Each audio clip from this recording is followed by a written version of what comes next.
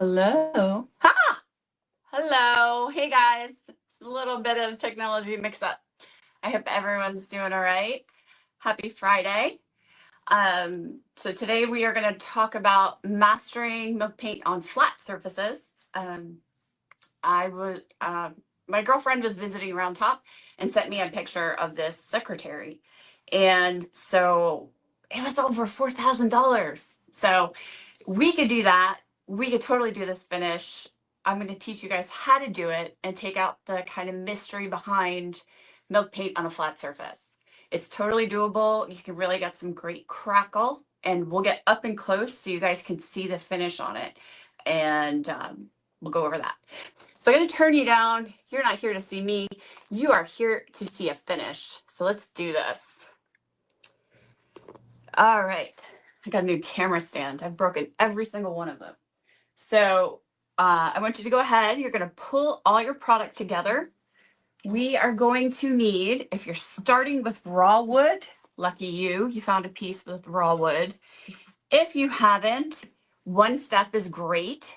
Make sure you just clean off that surface really well. And if it's a lacquered finish or anything, you need to scuff it up and give it tooth. But for today, we are using Amy Howard's gel stain in English walnut. You will need gesso, Amy Howard's cracked gesso. So for me, because I have a studio, I like to put everything in containers, and it's super easy to store and keep fresh and from tipping over. So you will need cracked gesso. You, of course, will need your clean slate. That's actually utmost important, because otherwise your finish can fail and completely fall off. And that's not what we want. For colors today, so we have the cracked gesso. We're going to use Sunday Supper. And I'm going to show you how to make a really cute, like taupey brown. So Sunday Supper. And you want to use, because we're using that color wheel, guys. I'm all about the color wheel. We're going to use Praying Wife. If you do not have Praying Wife in stock, or you run out in the middle of your piece, Provincial Yellow pigment is really good. And I'm going to show you how to use that pigment with your milk paints correctly. We've got Nor. We will need to be using Nor. If you need pigments, we've got the Nor milk paint, or the Nor pigments. Look at those cute new bottles. And Provincial Yellow, if you don't have that Praying Wife on hand. We will need light wax, Furniture Tonic, and I'm going to show you a new technique that's really cool. I think you guys will really appreciate. We will need Antiquing Glaze, and we cannot forget what makes everything look so old. This is my dust box, especially when I'm doing drawers or like doors and I take them off. It's nice to kind of keep it all in one place. Is Dust of Ages. Okay. So we want to use separate brushes here too. My suggestion for you guys, if you do a lot of milk paint like I do, I have a designated brush that is a gesso brush. They get super gunked out, and sometimes it's difficult to get that out of your brushes. It's pretty rough on them. Milk paint brushes, I keep separate. You've got a wax brush and your Dust of Ages brush. I have a designated Dust of Ages brush. It looks like a dusty old brush, and it just usually stays in that box. So it's easier if you keep your tools separate for separate projects. Write it on there, name them. You will need a Steel sponge and stir sticks. I'm going to use gloves today, especially because we're going to deal with, it's called slacking. We'll be slacking pigment, so I can teach you how to correctly incorporate pigments into an existing color that's already has wet. So you want to add wet to wet, dry to dry, wet to wet, and that's what we're learning. All right, so first thing we're going to start with a piece of wood. If you guys have painted pieces, I recommend you can use one step over it as your base color. Remember, that's the color that you're going to see peeking through that paint, because we're using gesso. So pick that color. If you want that wood, go for Windsor or Brown Derby. That's a great base color.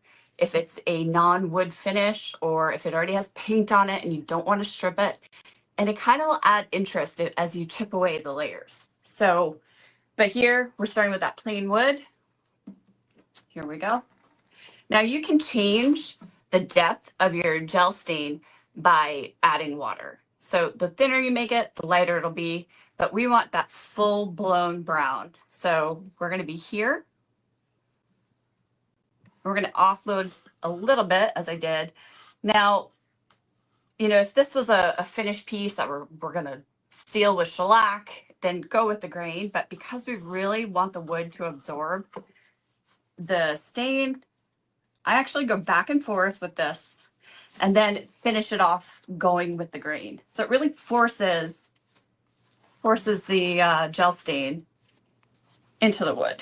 So almost like a cross hatching, really forcing it in and then finishing it off with the grain of the wood. Especially like if there's little dents in there, you want to really make sure you're getting good coverage. You don't want brand new wood just peeking through your finish because then it doesn't look legit. So if we're just doing this super fast. Also, I recommend you take a rag and we're just going to gently take off that extra, just kind of blending it in. If you want it to go a step further, and I've done this, and you guys will see in the next coming projects, you want to really make this look like an old piece, you could take Kensington black and go along the edges or into the divots into that with the Kensington black, and now you've really started to make this piece of wood look old, adding depth. That's what we want to do. So nice and easy, just blend it all in, and there's your base. So we're gonna, this is live TV, so we're gonna keep going. Here is cracked gesso. I'm gonna show you to mix cracked gesso. It is, this is so cool. I can't wait till next week. We're gonna do some carved pieces and I'm gonna show you the secret to making that crazy, crazy crack with the cracked gesso. I know, the elusive cracked gesso. We are gonna crack the code and I'm gonna show you how to do it. So here, the cracked gesso, it's a 1-to-1. 1-to-1 ratio. And the things that, you know, I hate to say it's just a standard 1-to-1 because it's not. For this right now, it is a 1-to-1 ratio. So we're just gonna add it in. Now, milk paints and gesso, you really wanna let these paints sit. So I make them overnight. I let it sit if I can, but if you can't, it's all right. Making a mess. And you see how difficult this is to really incorporate. So I'm going to show you what I use. Here we go. I use this guy. And if you're like me and you're going back and forth, making so many colors and making gesso, you want to have a cup of water. So after you mix your gesso, you just stick it in that water and you don't have residue on your turn. So just like that. Awesome. Then take it off, tap it, stick it in the water.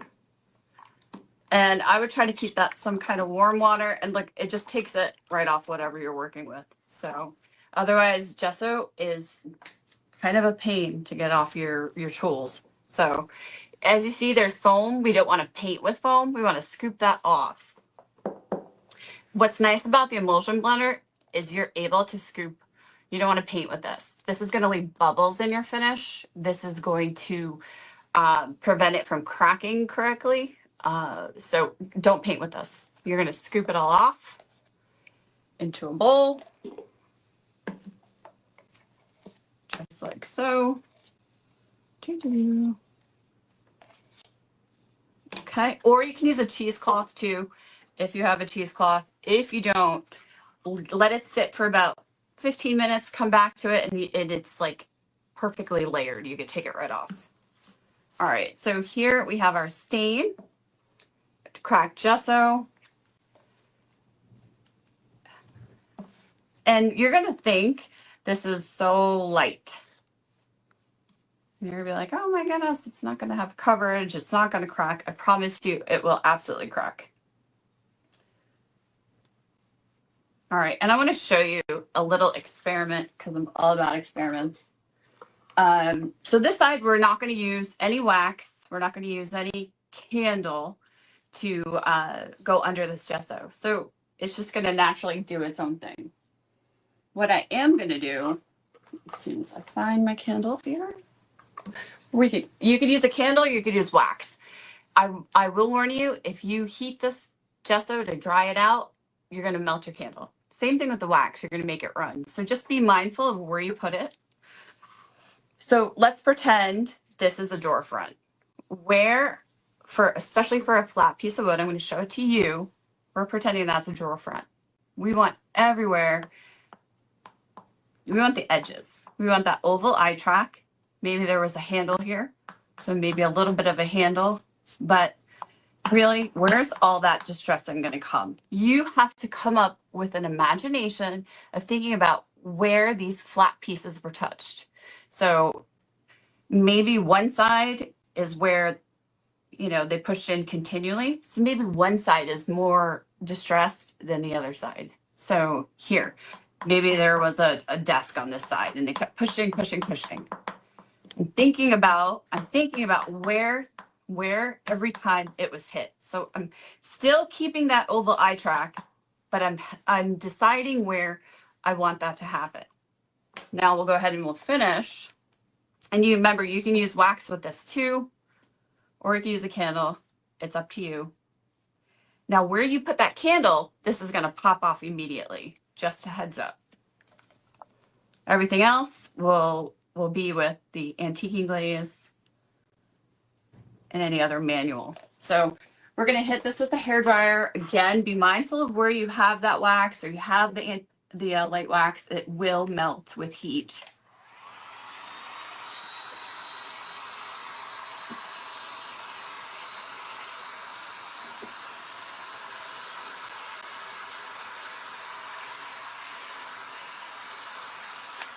And for sake of time, guys, I kept you in mind. I moved ahead. So this will dry at the end and we'll look at it again.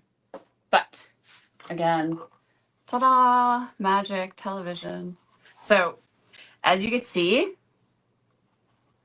I've already have some cracking. And that is where I applied the light wax.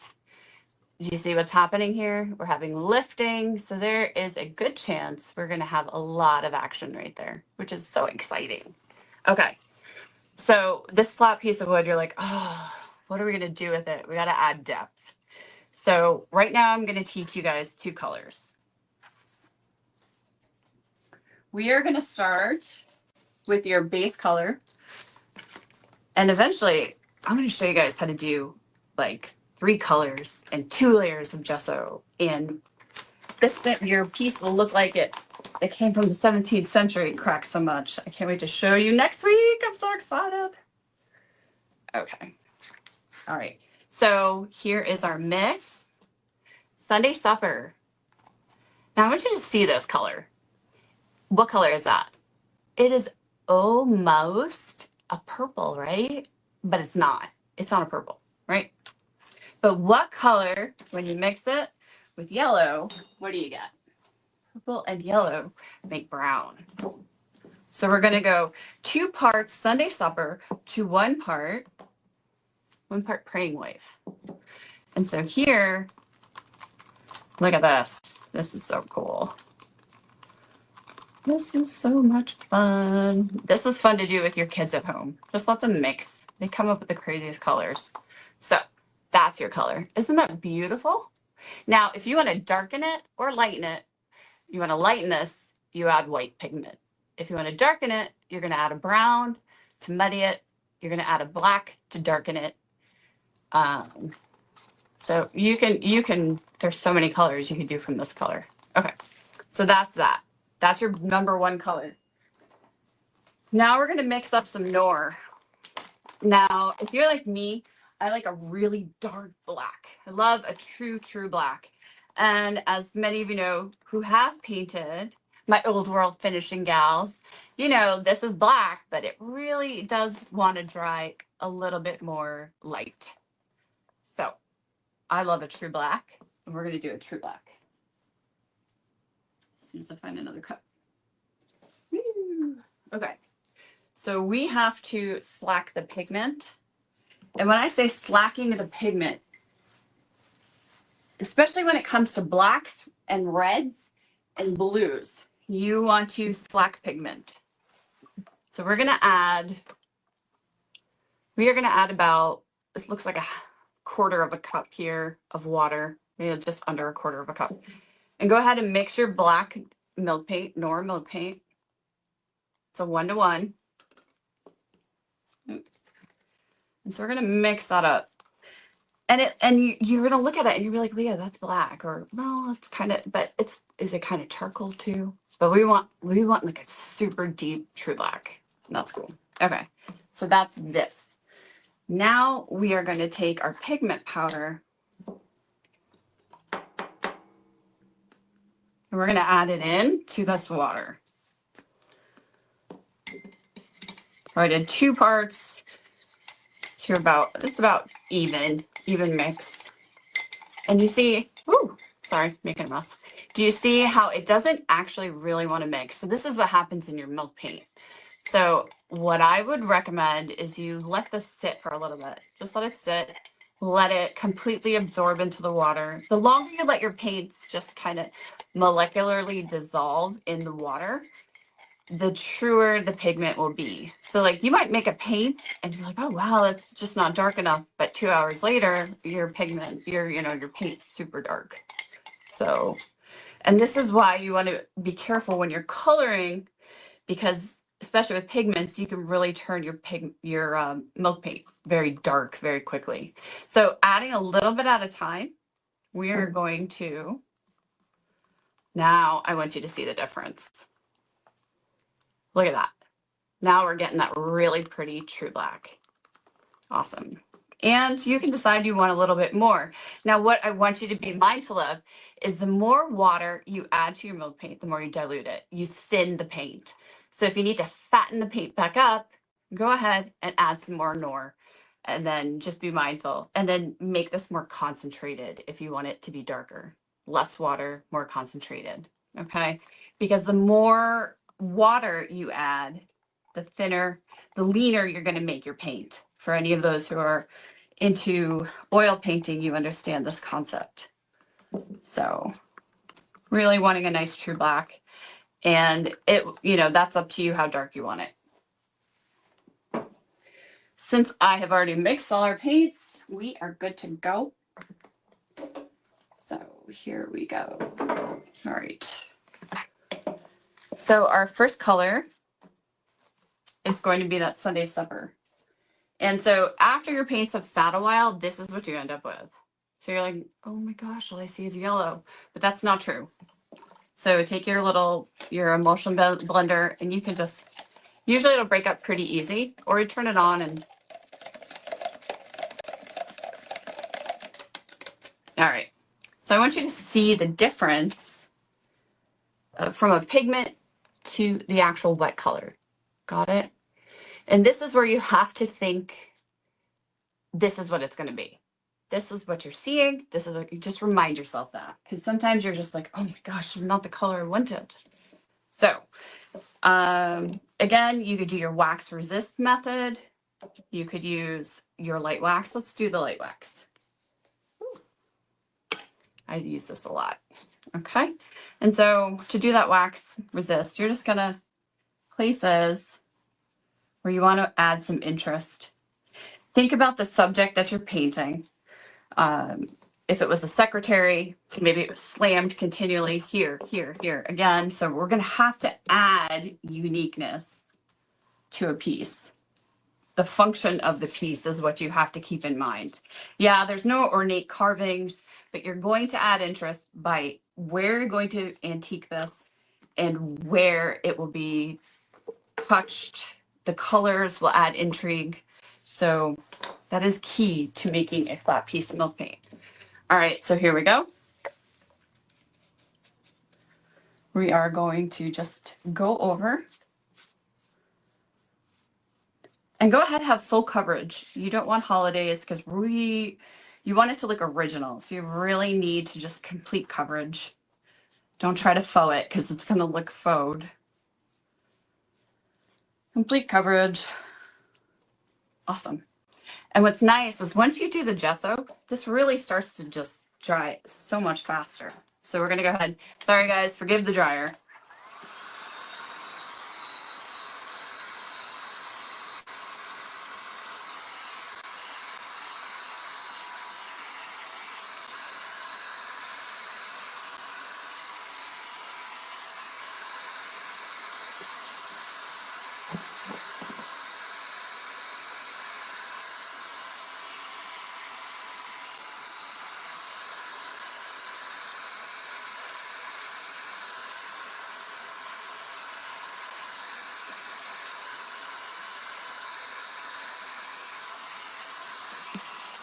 All right. So, this is so fun. Look at that already. Do you see that? That is so cool. Okay. Again, this is not the top color. We have full coverage. It's not the best coverage, but again, this is going to get pulled back. So, if you decide you want to do 2 layers, don't make your paint so thick. Remember, we are trying to crack it.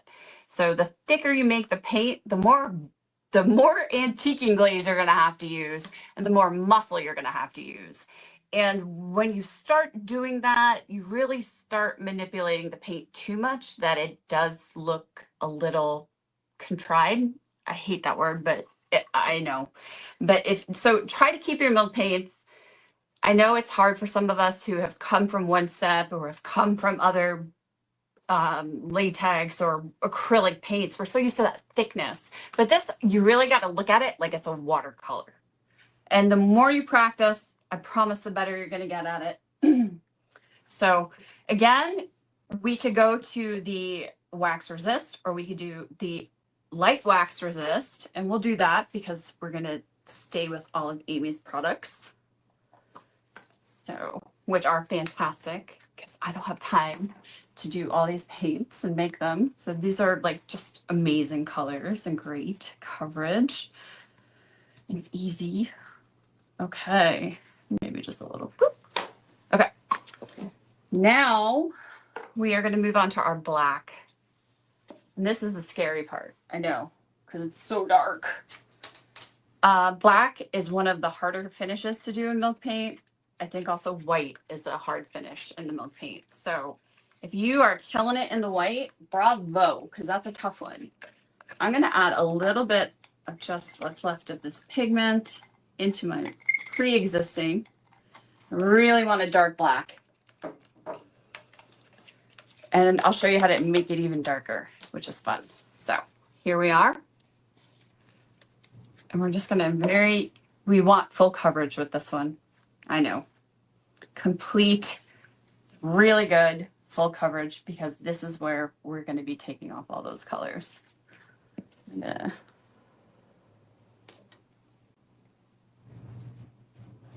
good.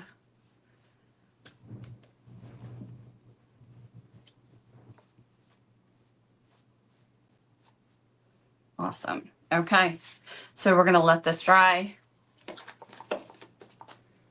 And one more time, I'm going to dry this off. And this will be the last time you have to hear this thing. I'm sorry.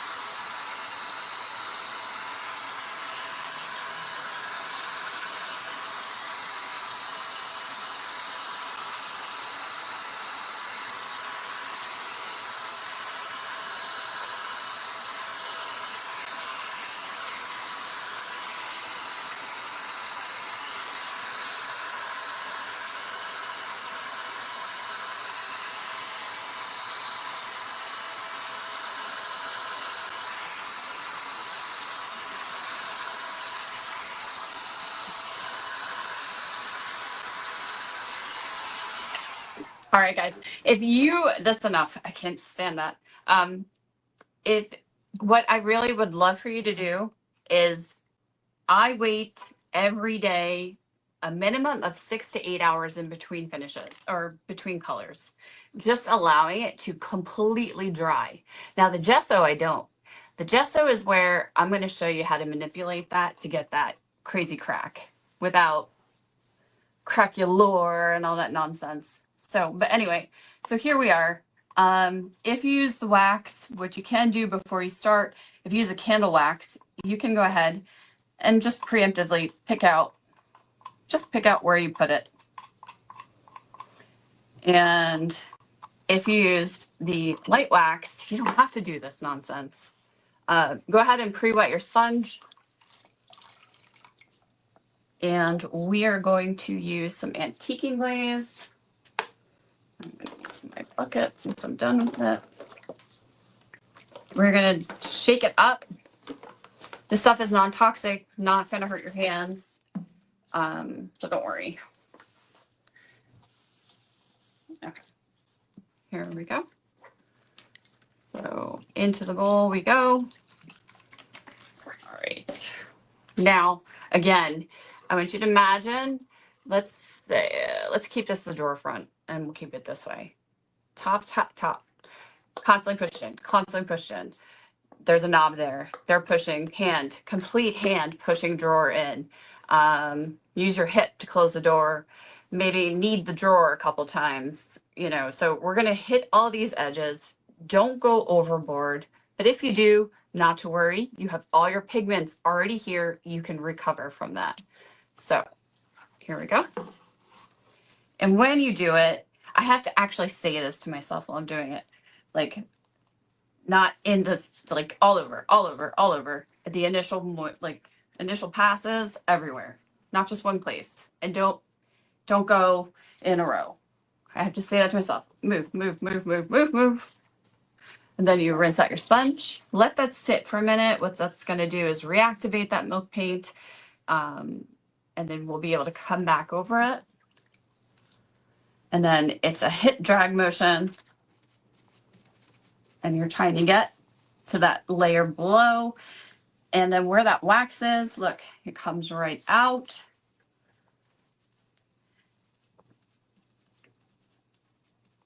For these really crusty finishes, for a nice cohesive finish, like that hutch I did over there, guys, that you want to get the moisture off of it. You don't want it to sit too long, but for these crusty little finishes, it doesn't really matter. We want it to crack the paint. We want it to sit there. We want it to be just naturally corroding itself. So maybe the handle here.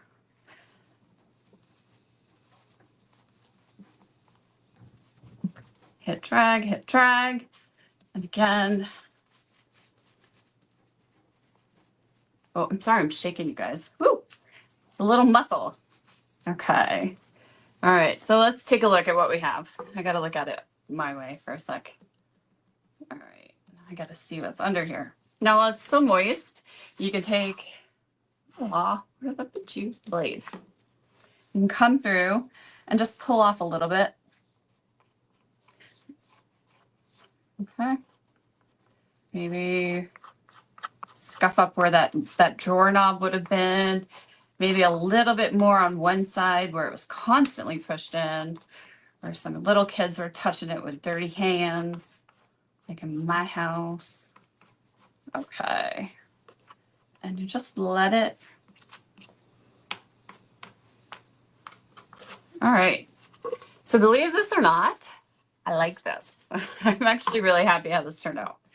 And it's like, oh, it looks so flat, but now we're gonna add some fun to it.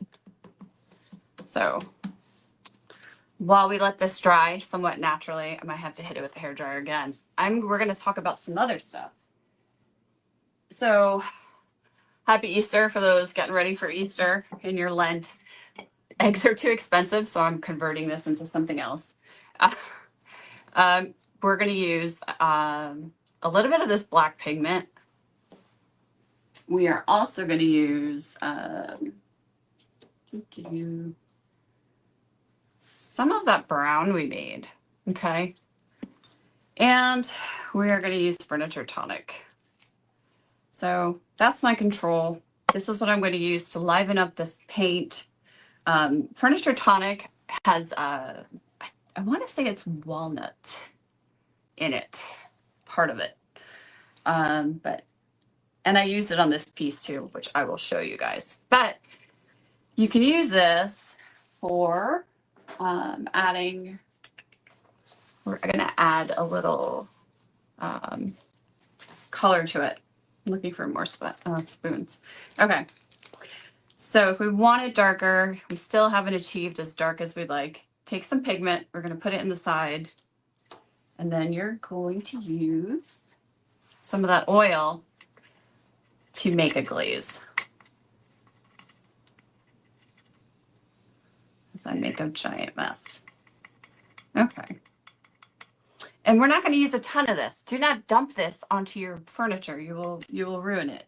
What I want you to do is an actual artist brush, but we're going to use the small brush for right now. So, and then really offloading. I want you to really make sure we offload because you're not going to kill your piece. Remember, this is black. We want it more black. All right. So before we did that, we got it all ready. Now we're going to try to dry this up one more time. Sorry.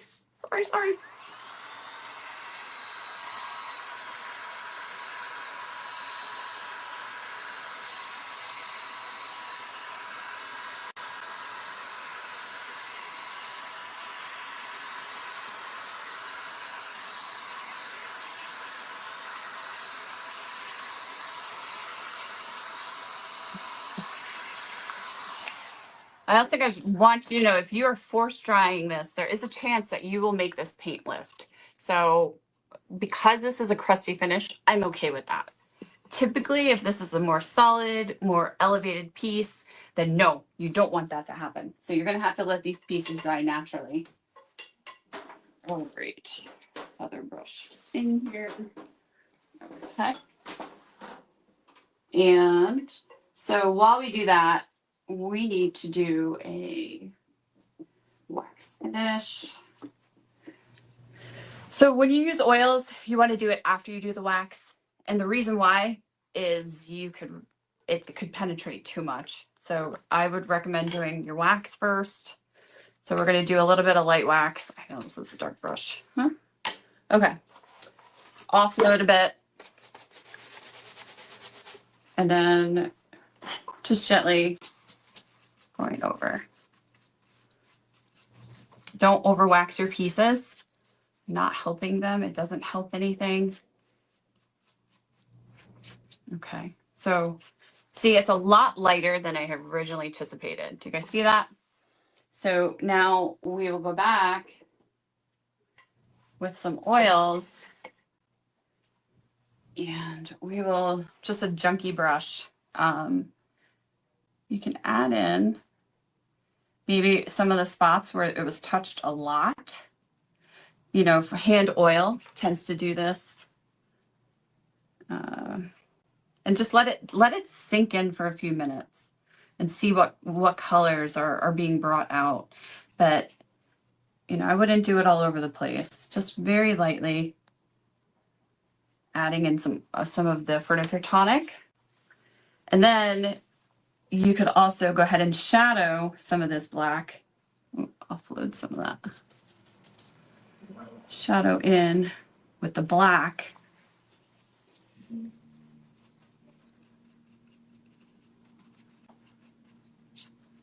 Maybe where they're touched more. And you could do the dark antique wax too. I don't find it, I mean, sometimes it could give a little bit more of a rich to the black, but it also can make the white look super dirty, but that's up to you. It's a preference, but they both look phenomenal.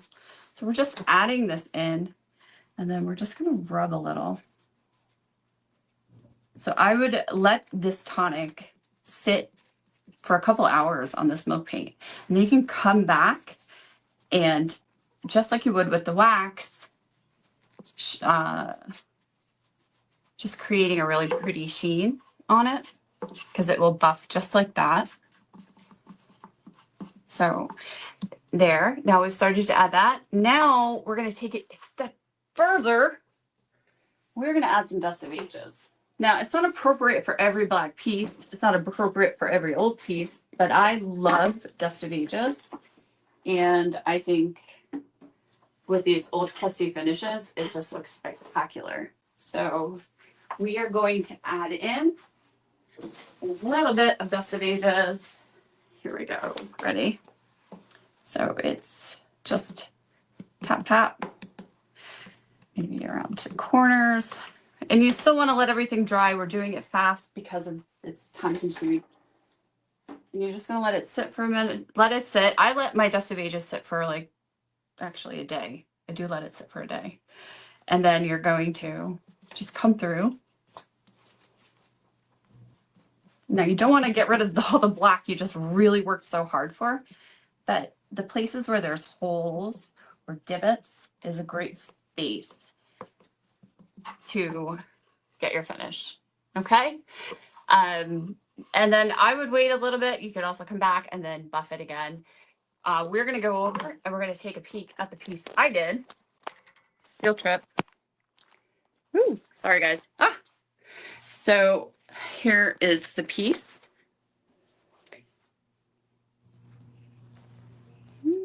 And then here is some cracking. Can you guys see that? All the way up. Isn't that beautiful? You see that? And then coming all the way up. So I imagine this piece was hit a bunch of times trying to get it in the door, or maybe moved around a bit. So in the corners. And here I imagined that from constantly touching and from constantly pushing it in, this was the finish on the doors. Again, here on the edges, all along the edges. So I'm creating interest and of where it was touched, how it was used, how it was manipulated. I kept the inside the same. I had to cut a lot of new cubby holes that were missing. And then I revived the inside with Furniture Tonic, which came out pretty cool. Replaced my chains. Ooh, I got a plant in there. And then I'll show you the inside and then we're done. You guys did great. Here we go. So, yep. See where it would have been touched continually every time they opened it, grabbed it from the sides. So just because it's flat doesn't mean it can't be milk painted. Milk paint is perfect for everything. I love milk paint. Not everything, but you know. If you guys have any questions, please feel free to comment down below. I'm so happy to join you. Thank you so much for being so patient. I know